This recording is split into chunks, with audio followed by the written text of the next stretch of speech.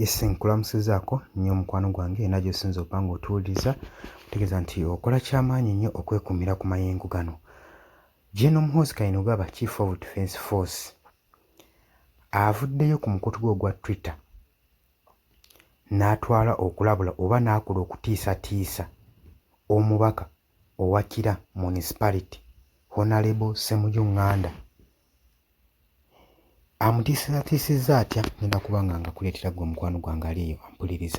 Oli ku UG Updates TV kw'osinzira okuba nga otuwuliriza ng'era okola ky'amaanyi nnyo okwekuumira ku mayengo gano. Gwagala otweyungako n'agamba kkirira wansi awo waliwo ekigambo subscribe kikooneko, ojja kuba ng'osobola bulungi nnyo otwegattako gwe omukwano gwange ali eyo ampuliriza. Abali emitala w'amayanja abali mu diaspora nammwe mbalamusizzaako nnyo, kiwa mubeerako nnyo temuva ku mayengo gano aga UG Updates TV.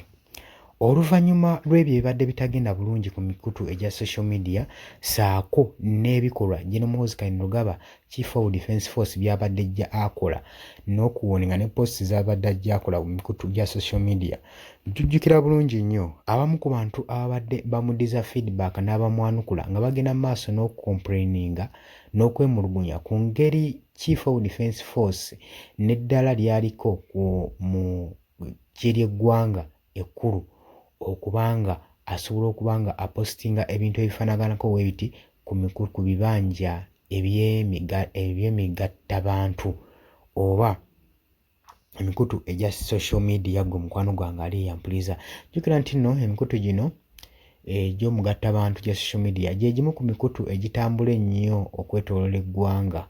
Kitegeeza buli kintu ekikolebwako kiba kigenda laba abantu nkumi na nkumi. Kati abamu ku ba politician, ku bannabyabufuzi ali mu ggwanga bazze nga beemulugunya ebikolwa ebya General Muhoozi Kainerugaba byagenda mu maaso okupostinga nga kiraga nti nno engeri gy'akozesaamu social media ebibanja bye bino abikozesa mu ngeri enkyamu nga ye Chief of Defence Force. N'agamba nti nno woofiisi eno abamu bavudde ne bagamba woofiisi eno kirabika emulemye okutebenkeza era tamanyi engeri ki gy'agikozesaamu.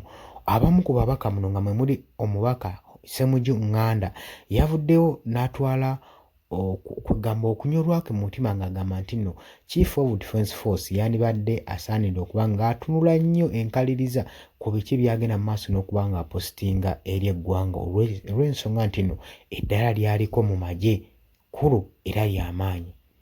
Kaakati nno muganda wange omubaka Ssemujju Nganda owa Forum for Democratic Change tebimugendedde bulungi kirabika. Oluvannyuma lwa General Muhoozi Kainerugaba okuvaayo n'amuwoninga n'amutiisatiisa n'amugamba nga wagenda okumukuba. Tetumanyi ensonga egenda mukubya naye General Muhoozi Kainerugaba, Chief of Defence Force, bw'atyo yavuddeyo n'agamba nti nno I will beat that fool mu bigambo bye ebitonotono. N'agamba I'm going to beat something which resembles like a human. Okusinziira ku mawulire ne ku social media kiraga nti nno bw'obubaka yabadde abwolekeza mubaka wa Kira Municipality, Honorable Ssemujju Nganda owa Forum for Democratic Change. Gwe mukwano gwange ali eyampuliza ng'entaba evaawa entaba eri lwakubanga Honorable Ssemujju Nganda y'omu ku babaka abasinga okucomplaininga n'okukalakata Muhoozi Kainerugaba ku posts zagenda mu maaso n'okubanga aziteeka ku mikutu bye ku bibanja bye ebigattabantu ng'agenda mu maaso n'okutiisatiisa bannabyabufuzi abavuganya gavumenti ya Mwami Yoweri Kaguta Museveni gy'aliko. Gwe mukwano gwange ali eyo ampuliriza.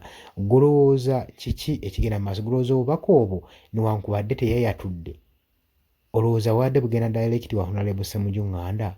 Yabaayi olowooza Honorable Ssemujju Nganda agenda kuvaayo ayanukule General Muhoozi Kainerugaba ku bigambo byavuddeyo n'ayogera ku social media ng'agezaako okuba ng'amutiisatiisa nga bw'agenda omukuba nga bw'agenda omugolola ettumba? Gwe mukwano gwange ali yampuliriza. Jjukira nti nno ye General Muhoozi Kainerugaba si gwe mulundi ogusoose okuba nga apostinga posts ezifaanaganako bwe kiti. Bwe muba nga mukyali mu kwewuunya kyakukuba bukubi yatiisatiisa dda okuggyako abantu emitwe saako n'abamu bateeka kalabba. Kati ensonga zino ze zimu kuzinyiiza omubaka wa Kira Municipality era kyaba atwala obudde n'okulaba nga azoogerako ng'agamba buli nsonga egenda mu maaso mu ggwanga buli muntu alina okuba ng'anenyezebwa ng'ateebwako accountability. Gwe mukwano gwange ali yampuliriza. Ntegeeza nti nno obadde ku UG Update TV kubadde osinzira okuba ng'otuuliza bwe bali kwekumira ku mayingo gano gwagala otweyungako kirira wansi waliwo ekigambo subscribe kikooneko ojja kuba ng'osobola bulungi otwegattako. Mbaagala nnyo mweraba.